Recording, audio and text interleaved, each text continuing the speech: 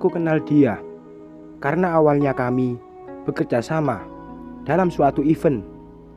Saat itu, dia juga sering bertemu denganku untuk menawarkan produk Mr. R. Sebut saja begitu. Memang laki-laki yang ulet, rajin, dan gigih dalam bekerja. Itulah kenapa aku tertarik kepadanya. Akhirnya kami pun jadi dekat, sering berkomunikasi, dan sering bertemu, jalan bareng. Saat itu, aku pun masih memiliki kekasih. Suatu waktu, aku menemukan pacarku selingkuh, dan akhirnya kami putus. Aku dan Mr. R akhirnya berpacaran. Hubungan yang kami lakukan cukup jauh, sampai akhirnya kami melakukan hubungan. Saat itu aku belum tahu bahwa ia sudah memiliki istri. Karena ketika aku main ke rumahnya, tidak ada siapapun. Ketika sudah melakukan hubungan, barulah dia bicara bahwa dia sudah menikah baru 6 bulan. Tapi dia mengaku terpaksa menikah dan telah salah mengambil keputusan, sehingga tidak pernah tinggal serumah.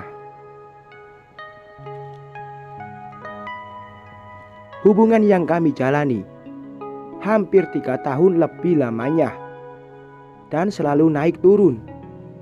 Bahkan pernah dalam hubungan yang kami jalani, dia juga selingkuh. Padahal saat itu masih ada aku dan istrinya.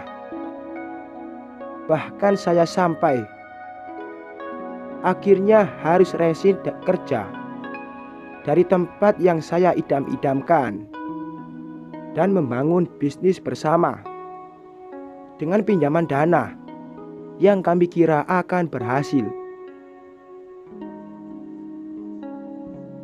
Saya pun sudah lelah dengan ketidakpastian karena dia tidak kunjung berpisah dengan istrinya, tapi tak mau juga menikahi saya.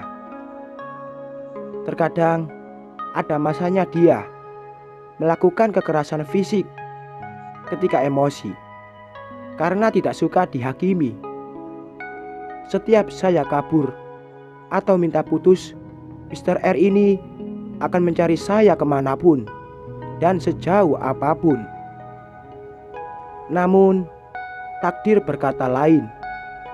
Ketika saya mantap mundur, ternyata saya anaknya dengan usia kandungan sudah 8 minggu.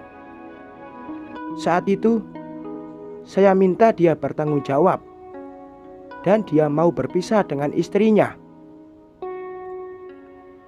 Saya juga berkeras harus segera dinikahi karena saya tidak mau menjadi istri kedua. Tapi ternyata semua kata-katanya hanyalah janji belaka. Ketika menghadapi posisi seperti ini, dia sendiri bingung bertanggung jawab. Sedangkan waktu terus berjalan dan akan semakin membesar, sehingga akhirnya aku dan keluarga mau tidak mau tetap dinikahi di posisi kedua. Jujur, rasanya berat, tapi demi anak, aku bisa apa?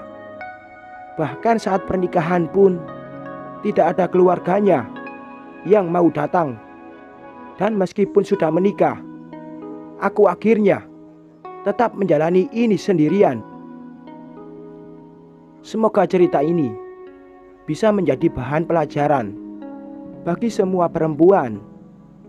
Jangan jadi perempuan yang mudah terbuai oleh janji lelaki sebelum ia bisa memberikan bukti dan kepastian.